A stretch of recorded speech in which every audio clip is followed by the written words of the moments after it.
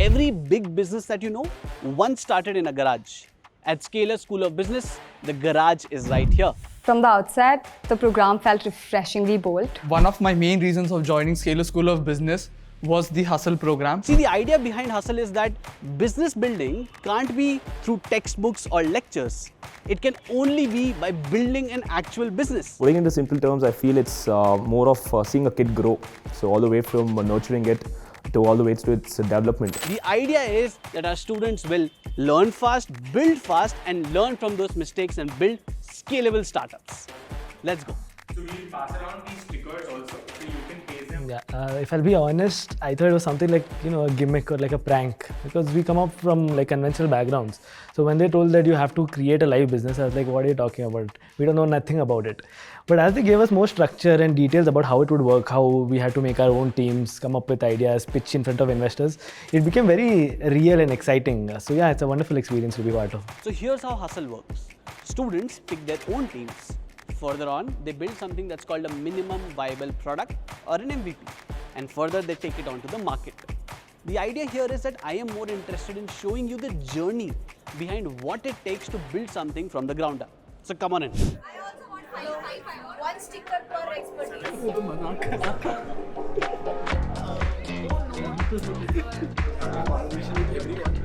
were very excited. They were actually telling me in the class also we will speak in it. The program has been really designed to be like a launchpad for our ideas. I don't think so. We would find any better launchpad where business knowledge, a bunch of tech interested students are all coming together to build a company. So the program itself is very carefully crafted altogether. But if I have to pick one anxiety or feeling something like that, it would be about the acceptance of our idea in the market altogether. Right, so that is something that is still yet to be explored, but we're really excited to finding answers towards that. Okay, so as we are just starting out, our main concern is ensuring that we can efficiently put our business plans and manage finance, because for the first time we are getting funding. So we have to make sure that how efficiently we can divide our funding in different segments like branding, marketing, and procurement of our products and packaging also.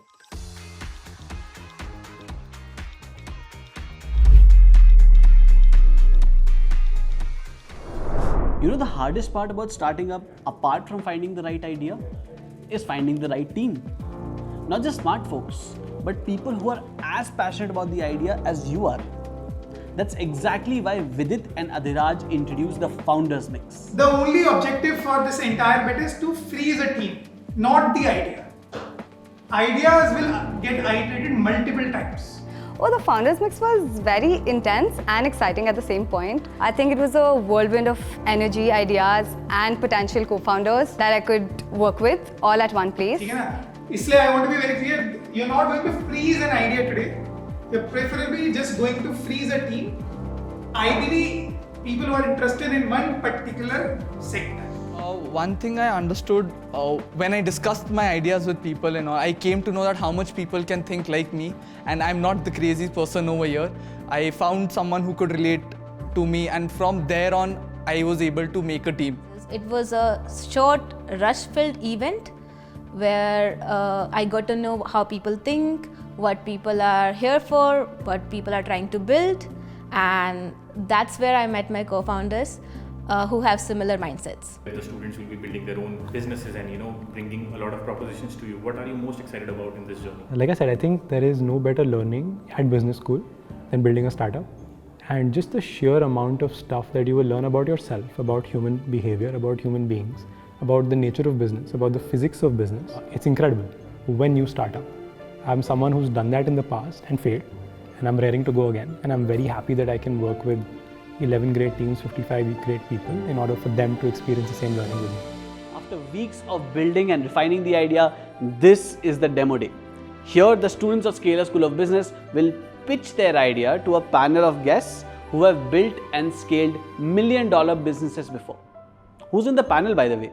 We have Siddhant, who's the ex-VC at Sequoia Capital and now is the super mentor for the Hustle program. We have Vedant, who is right now an investor at Peak 15, and we have Abhimanyu, our co-founder at Scalar. The ideas are fresh and the perspective that they'll get are unique. This is the first real test for these students as founders. This might. पर शहर की दौड़ में वो घर वो सुकून खुद बोल लो ना मेरे पीछे क्यों पड़े हुए हो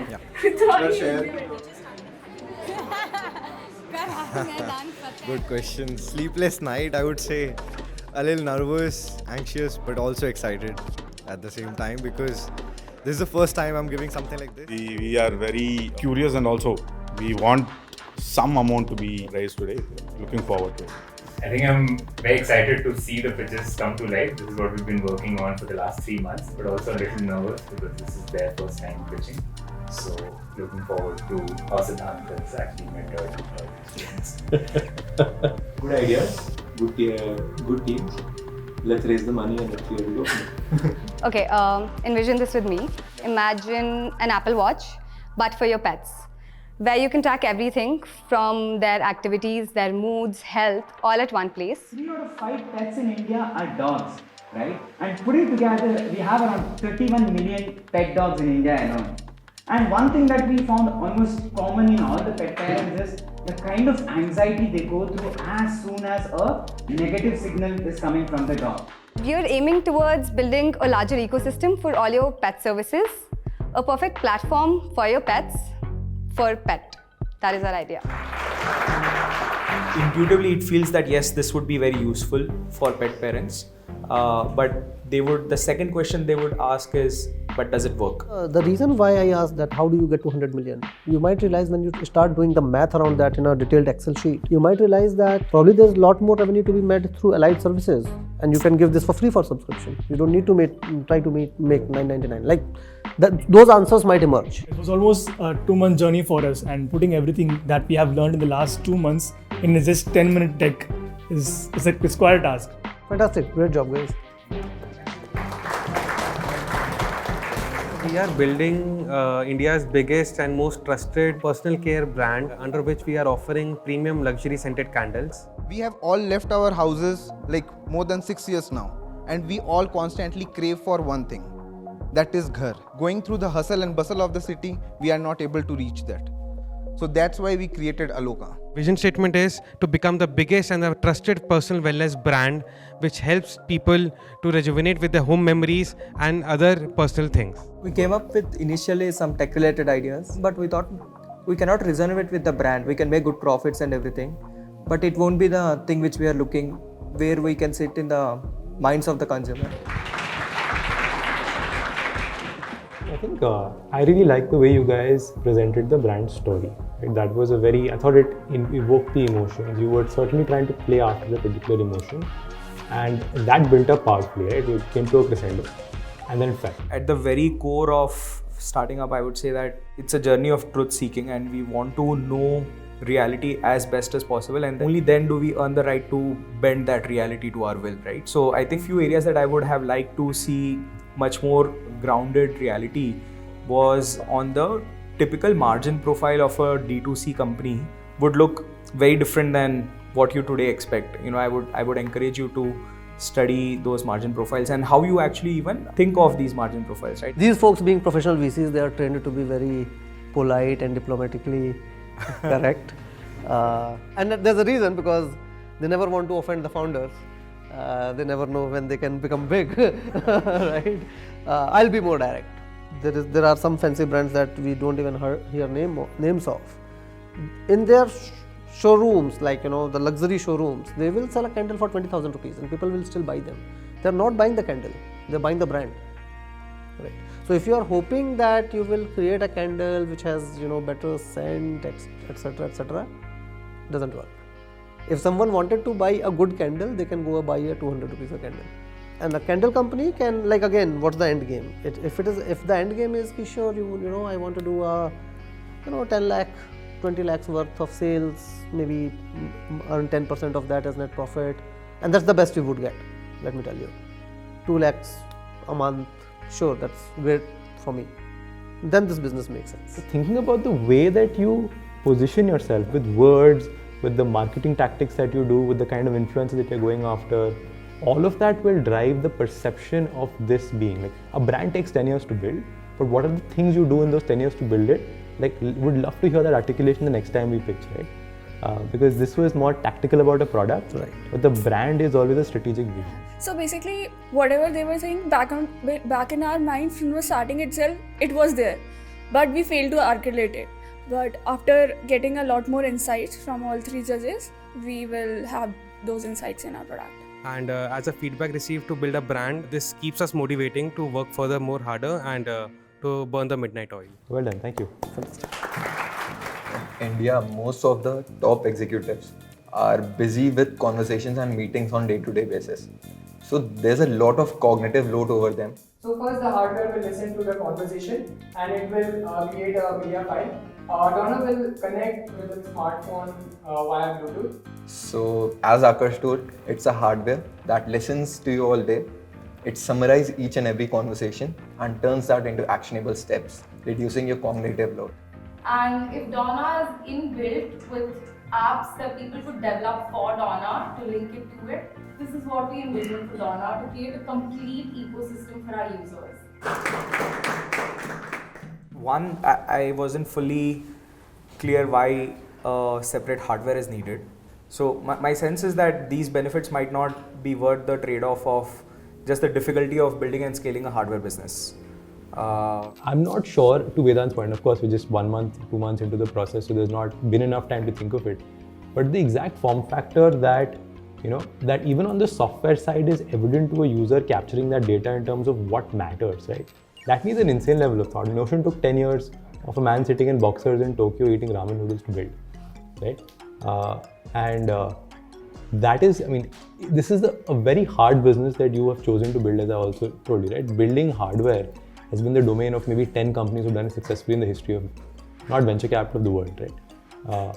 And so the idea of building, something on the software side with AI note-taking that is, manifesting in various ways much easier. But if you've chosen this hard problem and that is interesting because of the amount of data that you capture offline, like you really need to get the experience of software right, which I did not feel. So it felt like a very powerful idea that was, that we haven't done justice to yet. Make sense? Initially, there was a lot of nervousness, but then as the pitch went through, I think we found our confidence line, and listening to the reviews was quite helpful to see what should be done, what should not be done, where to focus on, and pretty good business insights that they've given. The three of them sitting there had their own experience in line, so yeah, it was good. Siddhant said, never underestimate your product, go big. So that is what is keeping our team motivated, and we are working upon it. So we are actually building a memory foam pillow, which is ergonomically designed for the best seating as well as sleeping positions. This is a tech integrated pillow. We call it as a smart pillow. With this pillow, while sleeping, we don't have to wear any smart watches or smart rings. It can directly track the sleep patterns. I believe with our team, we can enter the market, and we want to become a key player in this Indian wellness industry. Better doesn't sell. Different, solving a problem that no one else is solving, that is interesting, right? But in your deck, you are mostly talking about this is better, this is better, this is better, this is great, it's great. Everyone who's trying to sell something is going to say that my product is great. So very interesting case here, right? And look, we're all like super early in this. We'll keep pitching and getting better at this. You had most of the slides in the deck. You can nitpick on that. You can say you can make it better. So it had the body, but it didn't have the heart. I think the thing that kind of finally ends up mattering the most is how obsessed you are about solving that problem better than anybody else. Be very, very obsessed. See, the only way to be able to make a successful business is being obsessed about it. Exploring things about it, even if, not because you have to make a slide, but because you are obsessed. Awesome, thank you. It was a good first try. Let's come back the next time and do it again.